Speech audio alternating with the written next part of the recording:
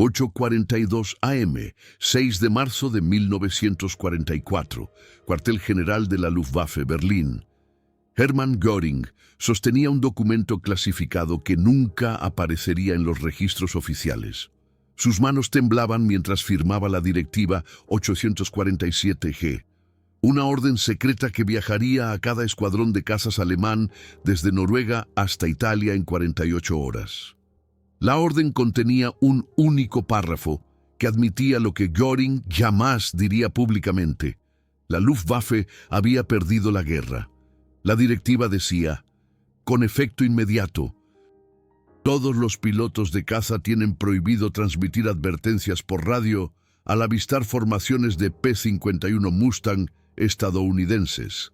Mantengan absoluto silencio de radio. Entablen combate solo si la ventaja táctica es segura. Prioridad: sobrevivir para luchar otro día. 23 palabras enterradas en jerga burocrática alemana que se traducían en una simple verdad. La ingeniería estadounidense había creado algo que la Alemania nazi no podía contrarrestar.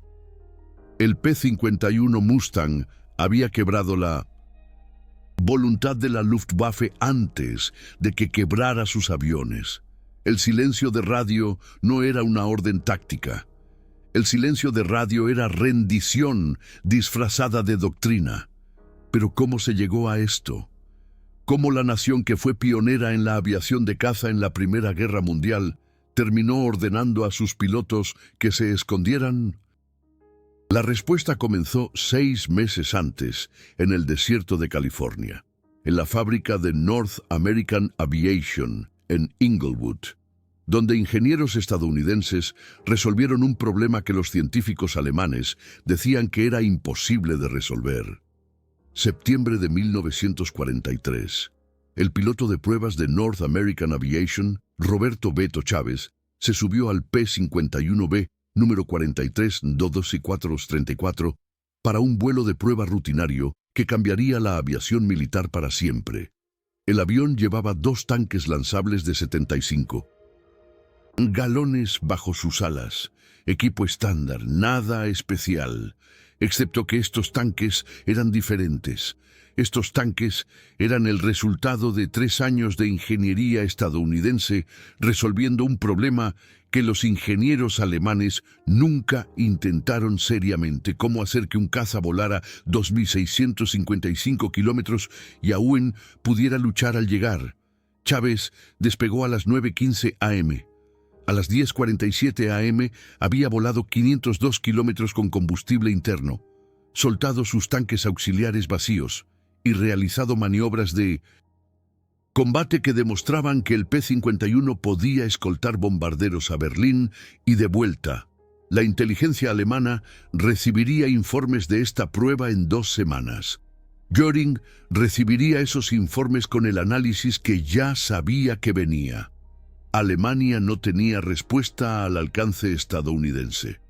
Las matemáticas destruyeron la planificación estratégica alemana. Un Messerschmitt Bf-109 podía volar 660 kilómetros con combustible interno. Agregar tanques externos extendía el alcance quizás a 1.000 kilómetros.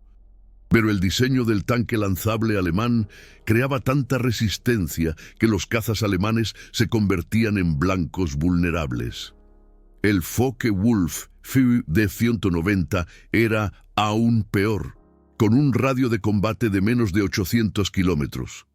La doctrina alemana nunca enfatizó los cazas de largo alcance porque la estrategia alemana asumía guerras cortas cerca de las fronteras alemanas. La doctrina estadounidense asumía exactamente lo contrario. Los ingenieros estadounidenses sabían que derrotar a Alemania requería bombardear la industria alemana. Bombardear la industria alemana requería bombarderos volando profundo en territorio alemán. Proteger esos bombarderos requería cazas que pudieran volar tan lejos como los bombarderos. Cada paso en esa lógica era obvio. Pero ejecutar esa lógica requería resolver problemas que los ingenieros alemanes consideraban teóricamente imposibles. El P-51 Mustang resolvió esos problemas a través de la filosofía de la ingeniería estadounidense. Probar todo, medir todo, arreglar lo que no funciona, probar de nuevo. North American Aviation no diseñó el caza perfecto de largo alcance. Diseñaron un caza adaptable y luego lo adaptaron hasta que se volvió perfecto para la misión. El P-51 original usaba un motor Allison y se desempeñaba adecuadamente a baja altitud, pero tenía dificultades por encima de los 4.500 metros. Los cazas alemanes operaban entre los 6.000 y los 9.000 metros. Los ingenieros estadounidenses reconocieron el problema e hicieron una decisión que la cultura de la ingeniería alemana jamás haría. Instalaron un motor británico en una estructura de avión estadounidense. El Rolls-Royce Merlin transformó el P-51 de adecuado a excepcional. Pero el alcance no se trataba solo de motores. El alcance requería eficiencia de combustible, eficiencia aerodinámica y reducción de peso en cada sistema. Los ingenieros de North American Aviation se obsesionaron con detalles que los ingenieros alemanes ignoraban. Refinaron la forma del ala hasta que produjo una resistencia mínima. Probaron los sistemas de flujo de combustible hasta que extrajeron el máximo alcance de cada galón. Diseñaron tanques lanzables que se desprendían limpiamente sin crear turbulencia. Cada mejora agregaba kilómetros. Cada kilómetro agregaba flexibilidad estratégica. Para marzo de 1944, los P-51 Mustangs podían escoltar bombarderos B-17 desde Inglaterra hasta Berlín, dar vueltas sobre el objetivo durante 30 minutos y regresar a casa con combustible de sobra. Los cazas alemanes apenas podían alcanzar a los bombarderos antes de quedarse sin combustible. Las implicaciones estratégicas destrozaron la doctrina defensiva alemana. Las tácticas de caza alemanas habían dependido de la coordinación por radio. Los controladores en tierra rastreaban las formaciones de bombarderos y dirigían a los cazas para interceptarlos. Los pilotos transmitían posiciones, avisaban sobre objetivos, advertían a sus camaradas de amenazas. La comunicación por radio creó una defensa coordinada que maximizaba la efectividad de los cazas alemanes a pesar de la inferioridad numérica. El sistema funcionó brillantemente contra bombarderos sin escolta. Entonces, los P-51 Mustangs llegaron sobre Alemania en fuerza, enero de 1944. Las primeras misiones de penetración profunda en el espacio aéreo alemán con escolta de caza completa. Los interceptores alemanes subieron para atacar las formaciones de bombarderos y encontraron cazas estadounidenses esperando en altitud. No solo cerca, no solo durante los primeros cientos de kilómetros. Los cazas estadounidenses se quedaron con los bombarderos hasta el objetivo y de vuelta a casa. Los pilotos alemanes transmitían advertencias por radio. Mustangs a las 6 en punto, arriba. Rompan a la izquierda, Mustang en su cola. Aborten el ataque, demasiadas escoltas. Cada transmisión revelaba las posiciones alemanas. Los pilotos estadounidenses, con mejores radios, mejor entrenamiento y mejor conciencia situacional, usaron esas transmisiones para cazar cazas alemanes. La comunicación por radio que una vez coordinó la defensa alemana ahora pintaba blancos para los cazadores estadounidenses. Las pérdidas de la Luftwaffe escalaron catastróficamente. Enero de 1944, 287 cazas perdidos. Febrero de 1944, 355 cazas perdidos. La primera semana de marzo de 1944, 89 cazas perdidos. Alemania estaba perdiendo cazas más rápido de lo que las fábricas podían construirlos. Peor aún, Alemania estaba perdiendo pilotos experimentados más rápido de lo que las escuelas de entrenamiento podían reemplazarlos. La Luftwaffe se estaba desangrando en las frecuencias de radio que necesitaba para la coordinación. Göring enfrentaba una elección imposible: continuar la comunicación por radio y dejar que los cazas estadounidenses rastrearan las posiciones alemanas a través de sus transmisiones, u ordenar silencio de radio y destruir la coordinación que hacía que la inferioridad numérica alemana fuera sobrevivible. Cualquiera de las dos opciones significaba derrota. Göring eligió el silencio de radio porque el silencio de radio al menos preservaba a los pilotos para luchar otro día. Los pilotos muertos no podían ser reemplazados. La doctrina dañada podía ser reconstruida si suficientes pilotos sobrevivían.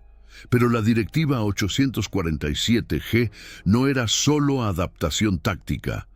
Era colapso psicológico documentado en lenguaje burocrático.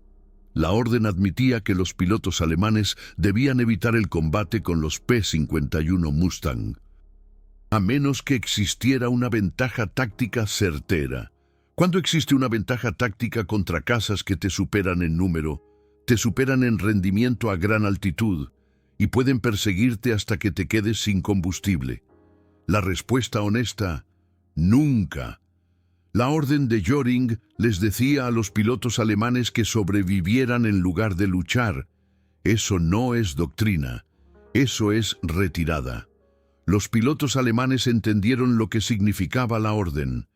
El Oberleutnant Franz Stigler, una S de la Luftwaffe con 28 victorias confirmadas, describió más tarde la lectura de la Directiva 847G. Sabíamos que se había acabado. Una fuerza aérea que ordena silencio de radio contra un avión enemigo específico ha admitido que ese enemigo controla el cielo. Ya no éramos cazadores, éramos presas tratando de sobrevivir el tiempo suficiente para aterrizar. Pero, ¿por qué los P-51 eran mucho más peligrosos que otros cazas estadounidenses? El P-47 Thunderbolt estaba más fuertemente armado. El P-38 Lightning tenía mejor rendimiento a gran altitud, que convirtió al P-51 en el avión que quebró la voluntad alemana. Alcance psicológico. El alcance físico era de 2.655 kilómetros. El alcance psicológico era infinito. Los pilotos alemanes podían evadir a los P-47 adentrándose en territorio alemán. Los P-47 tenían que regresar. Los pilotos alemanes podían superar a los P-38 permaneciendo en combate hasta que los cazas estadounidenses alcanzaran sus límites de combustible. Los P-38 tenían que desconectarse, pero los P-51 nunca se iban. Aparecían en la frontera alemana, seguían allí sobre Berlín, perseguían a los cazas alemanes en retirada hasta sus aeródromos. No había dónde correr, dónde esconderse. Ninguna distancia era demasiado lejos para la persecución estadounidense.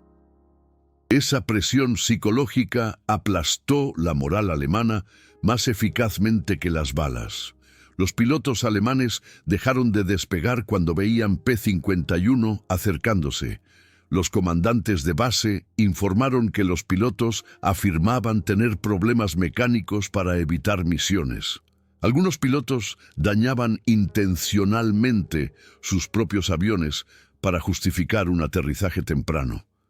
La Luftwaffe no estaba perdiendo porque los pilotos estadounidenses fueran mejores. La Luftwaffe estaba perdiendo porque el alcance estadounidense hacía que la resistencia alemana pareciera inútil. Los pilotos estadounidenses entendieron el arma psicológica que llevaban. El teniente coronel Juan "el Águila" Aguirre, quien terminaría la guerra con 24 victorias volando P-51, describió la reacción alemana. Huían. Veíamos una formación alemana ascendiendo para interceptar bombarderos y nos veían venir. Toda la formación se dispersaba y se lanzaba en picada hacia la cubierta. Ni siquiera teníamos que disparar un tiro. Nuestra presencia era suficiente. Eso no es combate aéreo, eso es dominio aéreo. El dominio aéreo provino de la filosofía industrial estadounidense, haciendo que la excelencia técnica alemana fuera irrelevante. El Messerschmitt Bf-109 era un excelente interceptor de corto alcance. El Focke-Wulf Fb-190 era un excelente avión de combate. Los ingenieros alemanes construyeron exactamente lo que la doctrina alemana solicitaba. Pero la doctrina alemana nunca anticipó luchar contra un enemigo con la capacidad industrial de Estados Unidos para construir miles de cazas de largo alcance y la visión estratégica para usarlos sistemáticamente. El pensamiento estratégico estadounidense no comenzó con el diseño de aeronaves. El pensamiento estratégico estadounidense comenzó con la pregunta: ¿cómo ganamos una guerra en Europa desde bases en Inglaterra? Cada decisión subsiguiente fluyó de esa pregunta estratégica. Ganar requiere derrotar al ejército alemán. Derrotar al ejército alemán requiere destruir la industria alemana. Destruir la industria alemana requiere bombardear profundamente en Alemania. Bombardear profundamente en Alemania requiere bombarderos de largo alcance.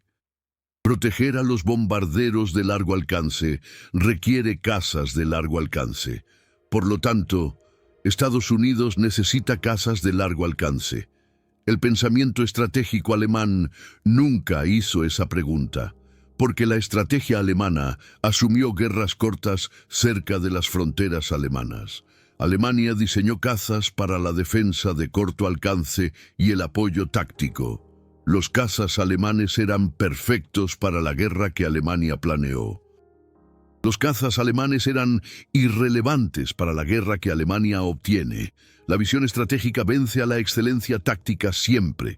North American Aviation entregó 9.939 P-51 Mustang entre 1943 y 1945. Cada uno tenía la misma capacidad básica, 2.655 kilómetros de alcance con tanques lanzables.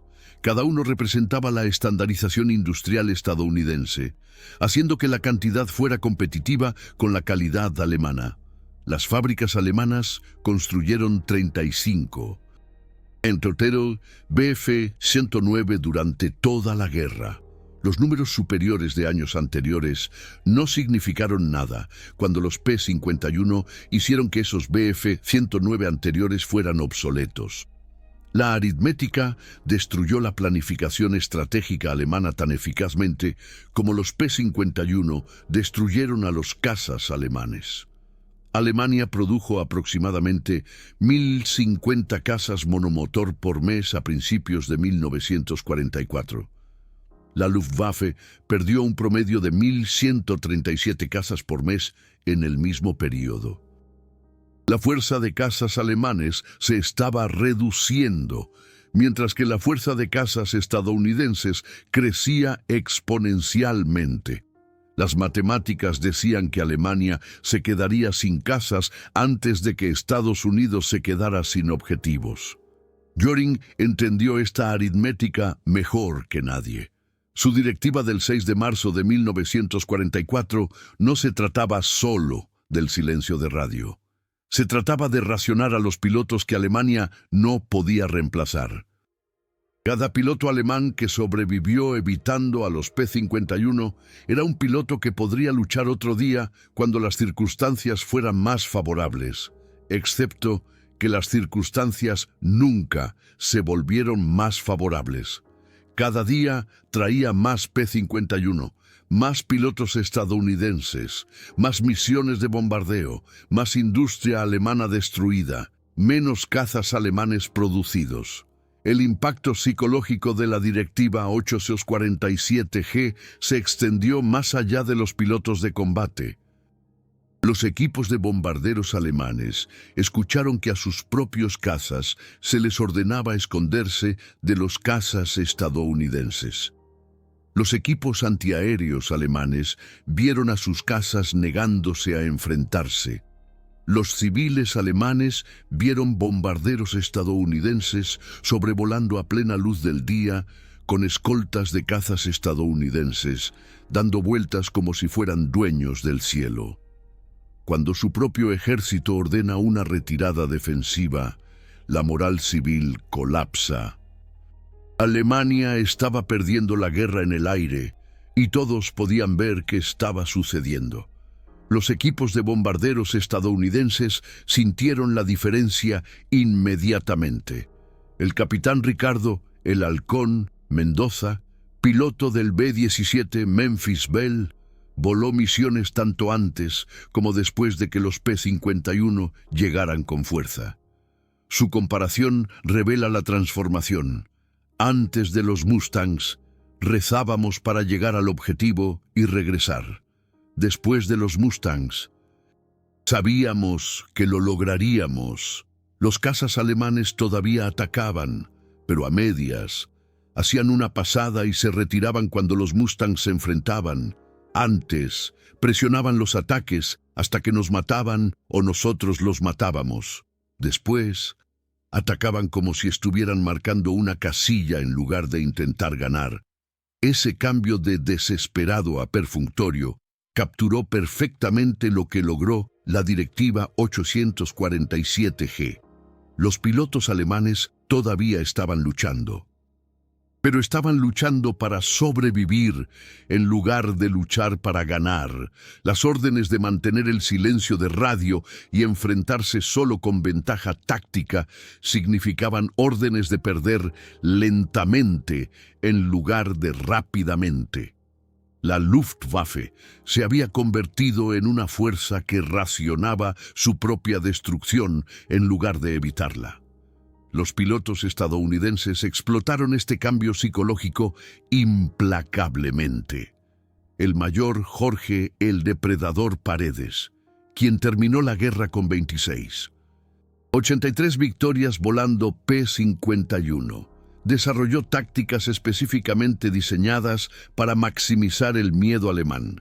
Él posicionaba su vuelo entre los cazas alemanes y sus bases. Los pilotos alemanes, intentando regresar a casa, veían a los P-51 Mustang bloqueando su camino. Su elección: luchar contra los cazas estadounidenses con poco combustible, o saltar y esperar sobrevivir. Muchos optaban por saltar sin pelear. Beto Chávez lo llamaba interdicción psicológica. Ese es el momento en que sabes que has ganado la guerra aérea, cuando los pilotos enemigos saltan en paracaídas en lugar de luchar contra tus aviones para llegar a casa. Cuando los comandantes enemigos ordenan silencio de radio porque la comunicación por radio te ayuda más a ti que a ellos.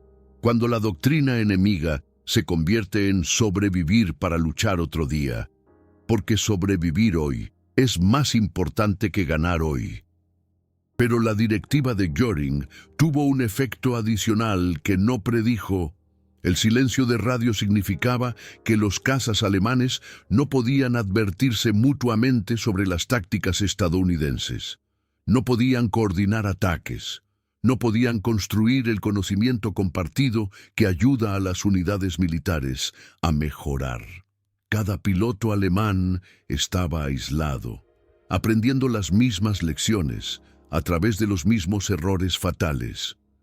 Mientras tanto, los pilotos estadounidenses estaban constantemente hablando, compartiendo información, desarrollando tácticas colectivamente, construyendo un cuerpo de conocimiento que hacía que cada piloto estadounidense fuera más efectivo. La disciplina de radio estadounidense era mejor que la disciplina de radio alemana, incluso antes de la Directiva 847G. Los pilotos estadounidenses usaban palabras breves codificadas que transmitían información sin revelar detalles. Los pilotos alemanes usaban alemán conversacional que les contaba todo a los escuchas estadounidenses. Después de la Directiva 847G, los pilotos alemanes no decían nada y no aprendían nada. mientras que los pilotos estadounidenses construían un lenguaje táctico cada vez más sofisticado. El teniente Rodrigo Dávila ejemplificó este aprendizaje colectivo estadounidense. El 7 de octubre de 1944, Dávila se encontró con dos jets alemanes Me-262, los aviones más rápidos del mundo. Jets que podían superar a cualquier caza estadounidense. Dávila usó tácticas desarrolladas colectivamente por los pilotos estadounidenses. No persiguió a los jets. Esperó cerca de su base y los atrapó durante la aproximación al aterrizaje, cuando eran lentos y vulnerables. Dos jets destruidos, usando tácticas que ningún piloto individual inventó, pero que todo piloto estadounidense conocía, porque los pilotos estadounidenses hablaban entre ellos. Los pilotos alemanes que volaban Me-262 nunca desarrollaron tácticas compartidas, equivalentes, porque el silencio de radio significaba aislamiento. El avión más rápido del mundo se convirtió en un objetivo vulnerable, porque los pilotos que los volaban no podían coordinar. La tecnología sin doctrina es solo hardware caro. El Me-262 podría haber cambiado la guerra aérea si los pilotos alemanes hubieran podido desarrollar y compartir tácticas para usarlo. El silencio de radio mató esa posibilidad antes de que comenzara. Para junio de 1944, la Directiva 847G se había convertido en evangelio de la Luftwaffe. Los pilotos alemanes no solo mantenían silencio de radio alrededor de los P-51, mantenían silencio de radio alrededor de todos los cazas estadounidenses, porque no siempre podían identificar los P-51 contra los P-47, contra los P-38 lo suficientemente rápido. La orden destinada a preservar los cazas alemanes contra un tipo de avión estadounidense terminó degradando la coordinación alemana contra todos los aviones estadounidenses. Las consecuencias inesperadas se multiplicaron hasta que todo el sistema defensivo colapsó. Los comandantes alemanes intentaron adaptarse. Desarrollaron señales visuales usando bengalas y meneo de alas. Pero las señales visuales solo funcionan cuando los pilotos pueden verse. El combate de cazas ocurre a alta velocidad a través de grandes distancias. La radio permite la coordinación cuando los pilotos están dispersos a través de 80 kilómetros de cielo.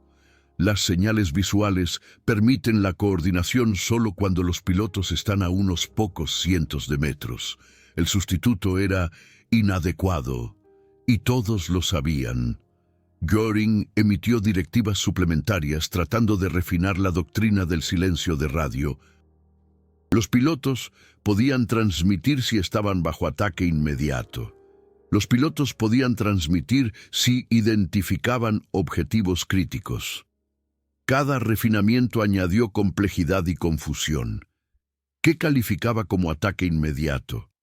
¿Qué calificaba como objetivos críticos? Sin definiciones claras, los pilotos optaron por el silencio, porque el silencio era más seguro.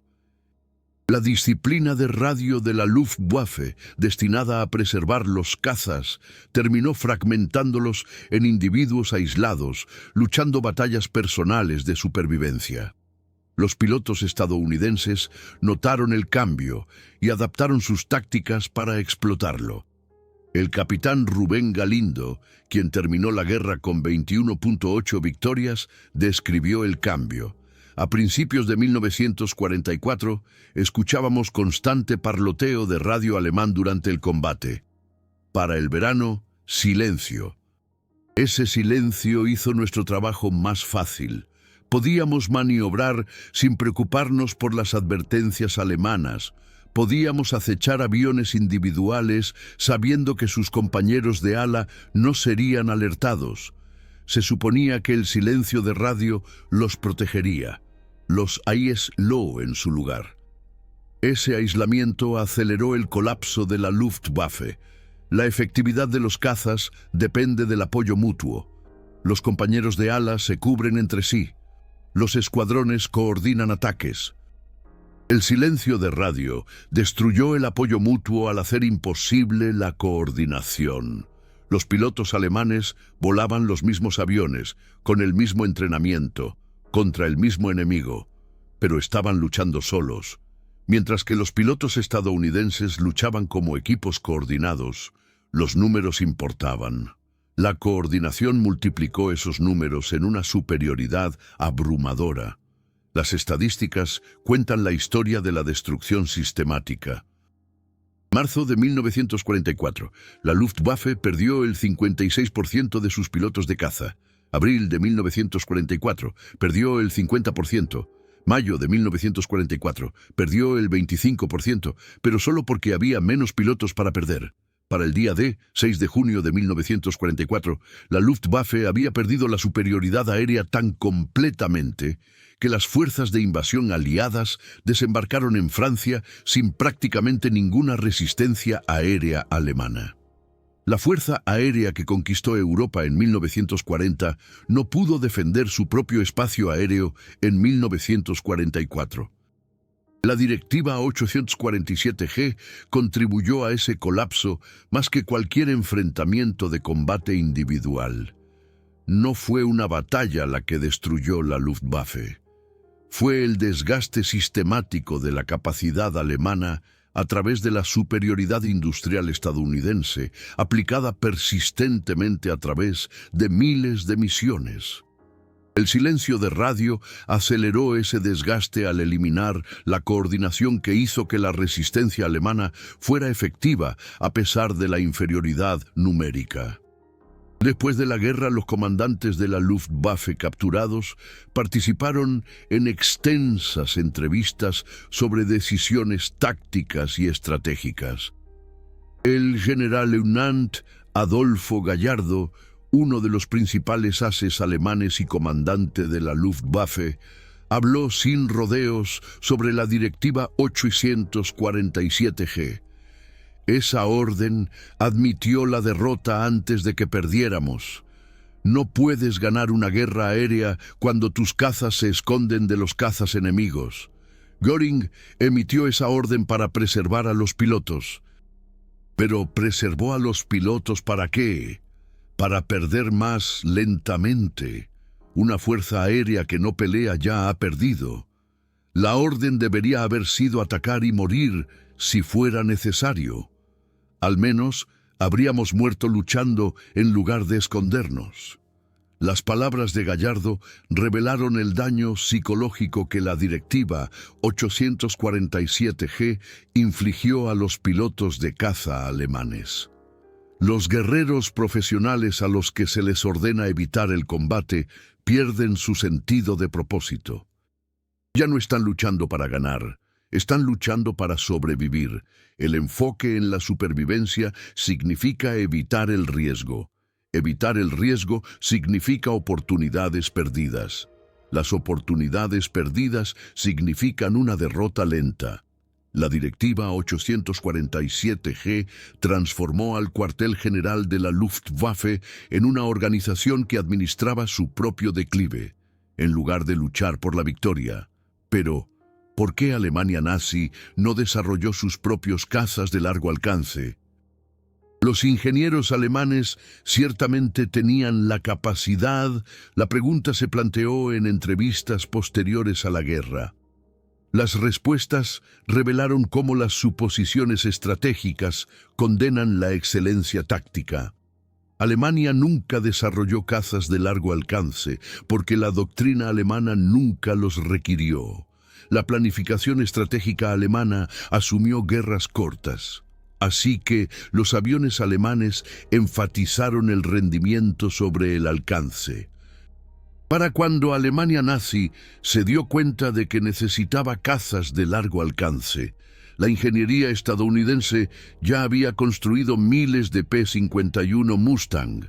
Incluso si Alemania nazi hubiera comenzado el desarrollo en 1942, 2 años detrás del desarrollo estadounidense, la capacidad industrial alemana no habría podido igualar la producción estadounidense. La fábrica de Inglewood, de North American Aviation, produjo 9.949 P-51 Mustang. La industria aeronáutica de Alemania nazi en su conjunto produjo aproximadamente 40.000 cazas de todo tipo durante toda la guerra. La capacidad industrial estadounidense para construir aviones especializados en cantidades abrumadoras hizo imposible que Alemania nazi alcanzara el ritmo. Esa ventaja industrial provino de la filosofía de fabricación estadounidense. Enrique Quique Flores fue pionero en la producción en cadena de montaje que hizo que los productos complejos fueran asequibles a través de la estandarización y el volumen. Los fabricantes de aviones estadounidenses aplicaron esa filosofía a los escuadrones de cazas. La fabricación de aviones alemanes siguió basándose en la artesanía, con trabajadores cualificados que ajustaban las piezas individualmente. Los Messerschmitt Bf-109 eran técnicamente excelentes.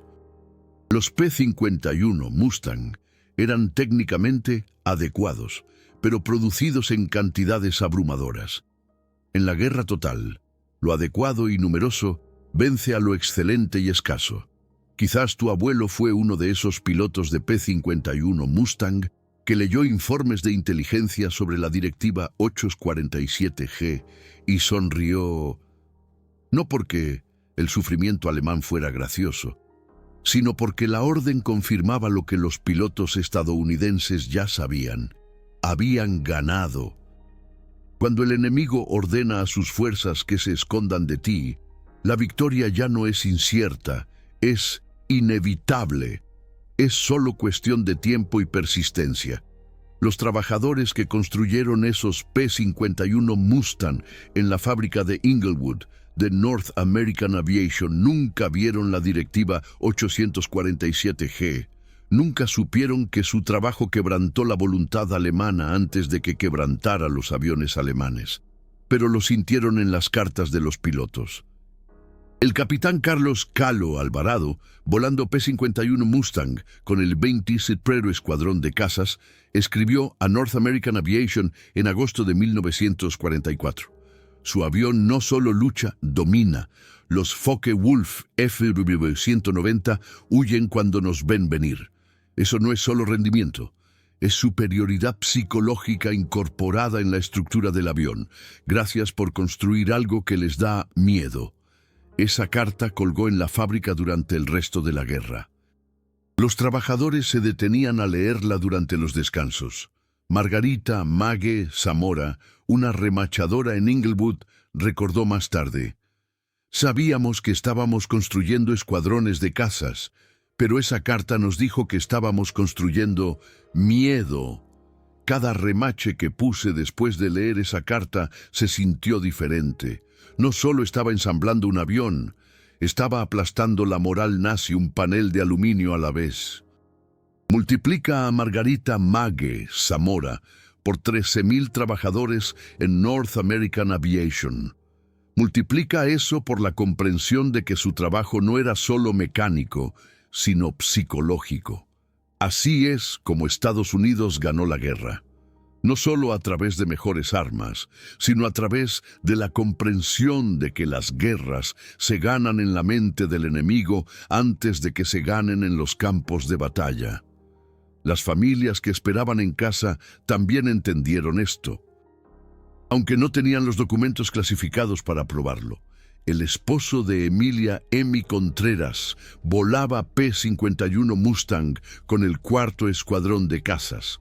No podía contarle sobre misiones de combate, pero sus cartas entre enero y mayo de 1944 pasaron de tensas a seguras. Estamos ganando se convirtió en hemos ganado. Emilia Emi Contreras notó el cambio antes de que las noticias oficiales lo confirmaran. La confianza en las cartas de su esposo le dijo lo que la Directiva 847G le dijo a los pilotos alemanes. La superioridad aérea estadounidense ya no era disputada. Esa confianza llegó a casa con cada piloto de P-51 Mustang que sobrevivió a la guerra. Se comportaron de manera diferente a los pilotos de principios de la guerra. Habían luchado contra un enemigo que huía de ellos. Habían dominado cielos que la propaganda alemana decía que eran inexpugnables. Habían demostrado que la democracia industrial estadounidense podía superar en producción, superar en pensamiento y superar en lucha al militarismo totalitario. Esa prueba cambió la forma en que se veían a sí mismos y cómo Estados Unidos se veía a sí mismo. El teniente Raúl "El Rulas" Ferrer voló P-51 Mustang con el 302º Escuadrón de Cazas, los aviadores de Tuskegee. Formó parte de los primeros pilotos de combate negros en la historia militar estadounidense, luchando no solo contra el racismo nazi, sino contra el racismo estadounidense. Ferrer describió más tarde lo que significaba volar un avión que hacía huir a los Messerschmitt Bf-109. El P-51 Mustang demostró que pertenecíamos a esa cabina, no a través de la propaganda, sino a través de los resultados. A los pilotos alemanes no les importaba el color de la piel cuando huían de nosotros. Les importaba que voláramos mejores aviones, mejor de lo que ellos volaban los suyos. La meritocracia de combate validó lo que la sociedad estadounidense no haría. Éramos iguales en todo lo que importaba. El 336º Escuadrón de Cazas nunca perdió un bombarderos B-17 que escoltó. Ese récord perfecto provino en parte de la habilidad y en parte de los pilotos alemanes que evitaban formaciones escoltadas por los distintivos P-51 Mustang de cola roja. La Directiva 847G se aplicó aún más estrictamente cuando los pilotos alemanes vieron esas colas rojas. Las interceptaciones de radio alemanas de mayo de 1944 incluyen transmisiones como Mustang de cola roja a las 12 en punto, arriba, rompiendo el ataque. Los aviadores de Tuskegee se ganaron su reputación luchando contra un enemigo al que se le había ordenado evitarlos. Esa es la complejidad de la guerra que las narrativas simples pasan por alto. El P-51 Mustang quebrantó la voluntad alemana a través de una combinación de la capacidad industrial estadounidense, la excelencia en la ingeniería, la visión estratégica y el coraje de los pilotos que demostraron cada día que pertenecían a esa cabina sin importar quién dijera lo contrario. Cada elemento importaba. Elimina cualquier elemento y el resultado cambia. Mantén todos los elementos y la victoria se vuelve inevitable. Las mujeres que soldaban tanques de combustible en North American Aviation nunca conocieron a los aviadores de Tuskegee que volaron sus aviones. Pero su trabajo hizo posible ese vuelo. Los ingenieros que diseñaron tanques lanzables nunca conocieron a los pilotos alemanes que huyeron cuando esos tanques lanzables permitieron a los escuadrones de cazas estadounidenses perseguirlos hasta Berlín. Pero sus diseños hicieron inevitable ese miedo. La guerra conecta a personas que nunca se conocen a través de consecuencias que se extienden por los continentes. La visión estratégica estadounidense entendió estas conexiones mejor que la visión estratégica alemana. Los planificadores estadounidenses preguntaron cómo encajan todas las piezas para crear la victoria. Los planificadores alemanes preguntaron cómo hacemos que cada pieza sea perfecta. La filosofía estadounidense creó sistemas. La filosofía alemana creó componentes. Los sistemas vencen a los componentes porque los componentes son tan buenos como su eslabón más débil, mientras que los sistemas se adaptan a los eslabones débiles. El P-51 Mustang ejemplificó el pensamiento sistémico. No era el escuadrón de caza más rápido, no era el más maniobrable, no era el más fuertemente armado, pero era lo mejor en la misión que importaba. escoltar bombarderos hasta lo más profundo de Alemania y destruir cualquier caza alemán que amenazara a esos bombarderos. Cada decisión de diseño se optimizó para ese requisito del sistema: alcance por encima de velocidad, fiabilidad por encima de rendimiento, adaptabilidad por encima de especialización. Los cazas alemanes se optimizaron para diferentes requisitos. El Messerschmitt Bf-109 se optimizó para la defensa puntual. El Focke-Wulf FBI-190 se optimizó para el combate aéreo. El Jet Me-262 se optimizó para la velocidad. Cada avión sobresalió en su rol especializado. Pero la guerra no necesitaba excelencia especializada. La guerra necesitaba competencia sistemática aplicada persistentemente hasta que la resistencia alemana colapsara. El P-51 entregó esa competencia. Los cazas alemanes entregaron excelencia, que no coincidía con los requisitos estratégicos. Esta historia estuvo enterrada en archivos clasificados durante décadas. La Directiva 847G de Göring apareció en documentos desclasificados de la Luftwaffe en la década de 1970.